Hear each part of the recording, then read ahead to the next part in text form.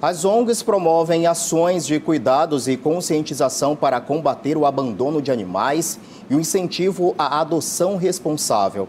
E dentro dessas ações realizam mutirões de castração. Mesmo com essa boa vontade, devem seguir normas e regras para que garantam a segurança e o bem-estar dos animais. É sobre isso que eu converso aqui no estúdio com a presidente do Conselho Regional de Medicina Veterinária, doutora Francisca Neide Costa. Muito boa noite. Boa noite, Manuel. Olha só, doutora, é o seguinte, todo mundo se preocupa muito com a quantidade de animais espalhados na cidade hoje. Quem trafega por São Luís percebe que tem muitos pontos de descarte desses animais e todo mundo pensa um mutirão de castração auxiliaria muito nesse processo. Em relação a outros locais do país, como é que São Luís se encaixa nesse processo? Precisamos ainda avançar muito no que diz respeito à castração desses animais? Sim, precisamos avançar, precisamos ter políticas, de controle da população desses animais e precisamos principalmente orientar a população sobre posse responsável. Então, toda pessoa que tem um animal, ele é responsável por esse animal, né? Então, as pessoas pegam o animal e quando esse animal tem algum problema de saúde, eles acabam abandonando, né? Ou porque não tem tempo de cuidar, abandonam esses animais. Então, a primeira coisa é a posse responsável. O cidadão é responsável pelo seu animal. E segundo, é que em todos os municípios tem que ter uma política de controle populacional dos animais. Existe uma lei federal, que é a Lei 13.426 de 2017, uma lei recente, em março de 2017, que lá está bem claro, dizendo que os programas de contracepção de cães e gato, como forma de controle populacional, ele deve ser realizado pelo município, né? Então, todos os municípios que têm uma população acima de 20 mil habitantes, eles têm devem ter a política de controle, né? E os municípios grandes, como as capitais, São Luís, tem o Centro de Controle de Zoonose, que atualmente se chama Unidade de Vigilância de Zoonose. Então, deveria ser feito por esse estabelecimento. Então, a Unidade de Vigilância de Zoonose está bem clara, uma das finalidades dela é fazer esterilização de cães e gatos como controle populacional. Mas as constatações a que vocês têm chegado, o Conselho Regional de Medicina Veterinária tem chegado, vai bem distante disso. A boa parte dos municípios não tem. E aqui em São Luís existe, mas esse controle não é feito da forma como deveria. Exato. No estado do Maranhão, nós só temos unidade de vigilância zoonose em São Luís, na capital, em Imperatriz e em Caxias, né? E o fato do poder público não fazer o que é de responsabilidade dele, porque essas campanhas deveriam ser feitas pela unidade de vigilância zoonose, acaba que as ONGs, que têm a finalidade muito clara, a finalidade da ONG é acolher animais em situações vulneráveis, cuidar desses animais, fazer doações dos animais, campanha, educativa da população para ter o cuidado com esses animais. Então, essas ONG acabam fazendo algo que seria de responsabilidade do poder público, que é fazendo as castrações de cães e gato. Neste caso, o Conselho atua diretamente em parceria com as ONGs? Não, o Conselho ele é um órgão que tem a finalidade de fiscalizar o exercício profissional e fiscalizar os estabelecimentos que exercem qualquer atividade na área da medicina veterinária e zootecnia. O que acontece? O Conselho ele tem a obrigação de fiscalizar como é que está acontecendo esses mutirões, porque nós temos que ter a responsabilidade também de cuidar do bem-estar do animal, né? Então, temos as nossas leis que regem e que disciplinam como devem ser esses mutirões.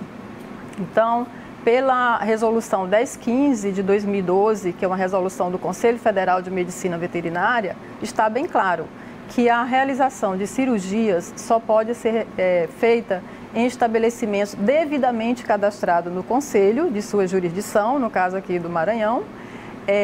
E esses estabelecimentos são o quê? Clínicas veterinárias e hospitais veterinários. Nem o consultório veterinário ele pode fazer cirurgia. O consultório veterinário só pode fazer consultas, pequenos procedimentos, mas não pode fazer cirurgia. Durante essas fiscalizações, vocês já chegaram a constatar irregularidades muito graves no que diz respeito, principalmente a preocupação com a saúde desse animal? Isso, com o bem-estar do animal. Com o bem-estar do animal. Sim, é isso que nós estamos apurando, porque uma castração que acontece em final de semana, apenas 1 ou 2 profissionais fazendo a cirurgia de 80 a 90, 100 animais, tem muitos problemas pós-cirúrgico. Esses animais, eles devem passar antes por exames pré-cirúrgicos, né? Você tem que analisar, fazer a anamnese, colher sangue desses animais, fazer os exames para checar se eles realmente estão em condições de serem submetidos a uma cirurgia. E no mutirão de castração dessa natureza, não tem como ser feito os exames pré-cirúrgicos. Então, acaba indo animais para cirurgia que não têm condições de ser submetidos a cirurgias. Neste caso, qual seria a orientação para os proprietários desses animais? O que eles poderiam fazer? Bom, primeiro, que os mutirões de castração, eles devem ser feitos somente por esses estabelecimentos que eu falei. Clínica veterinária, hospital veterinário, ou no caso que de uma ONG que ela queira fazer uma ação, ela tem que registrar no conselho esse projeto, mas que uma clínica que vai executar, porque a ONG não pode ter centro cirúrgico, né? Se ela quiser ter um centro cirúrgico, ela tem que registrar esse centro cirúrgico no Conselho de Veterinária, contratar profissionais médicos veterinários para executar as cirurgias. Mas essas cirurgias não são caras? Não inviabilizaria uma pessoa com poder aquisitivo menor levar o seu animal? Porque ela vê no mutirão uma oportunidade de fazer isso por um valor mais em conta. Pois é, mas o mutirão, quando o nome fala mutirão de castração, ele devia ser gratuito e não cobrar. Então, eles não são gratuitos, esses mutirão de castração. E os valores que são cobrados não são um valor tão abaixo das clínicas, né? Então, é cobrado. Por isso que quem tem que fazer, deveria fazer, era o poder público e gratuito, né? Gratuitamente. Bom, nesse sentido, está sendo adquirido um castramóvel, né? São Luís terá, acho que ainda no 2º semestre, um castramóvel que será uma unidade como se fosse uma clínica ambulante que fará essas esterilizações nos bairros onde precisa daquelas cirurgias, onde tem animais, bastante aglomerações de animais naqueles bairros. Então, como nós temos uma demanda reprimida em São Luís, são muitos animais na rua, acredito que vai levar muito tempo para a gente ter um controle adequado, sendo que somente um estabelecimento fazendo. Então, o ideal seria ter campanhas regulares, promovidas pelo Poder Municipal, por meio da Unidade de Vigilância e Zoonose, em parceria com as clínicas veterinárias, para você conseguir fazer o maior número possível de animais, essas esterilizações. Doutora, rapidamente, a senhora tocou num ponto muito importante que diz respeito ao abandono de animais. Nós sabemos que aqui em São Luís tem uma área de descarte de animais ali na Avenida dos Africanos. Sabemos também, a partir de números da Delegacia do Meio Ambiente, que a violência, os maus tratos contra os animais é o crime ambiental mais cometido aqui em São Luís, e temos uma deficiência no que diz respeito a peritos dentro do Instituto de Criminalística para dar continuidade à investigação desses casos. Como resolver isso a curto, médio prazo?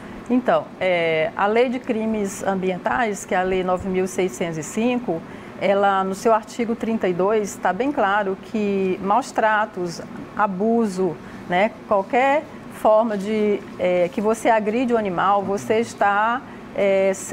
pode ser responsabilizado e responder na lei, né?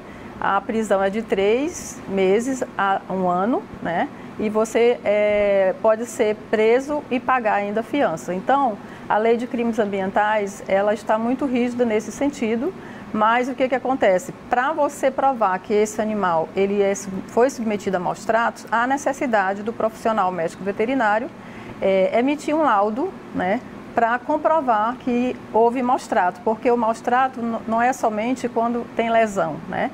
O maus trato é você também deixar um animal com fome, um animal com sede, um animal num ambiente que não é o ambiente adequado para ele, enfim. Então, existem várias formas de maus trato e só um profissional, como veterinário, ele é capaz de detectar essas diferentes formas de maus tratos. Legal, então, doutora Francisca, muito obrigado pela sua participação conosco aqui no Maranhão Acontece. Uma boa noite. Até a próxima oportunidade. Nós que agradecemos. Boa noite.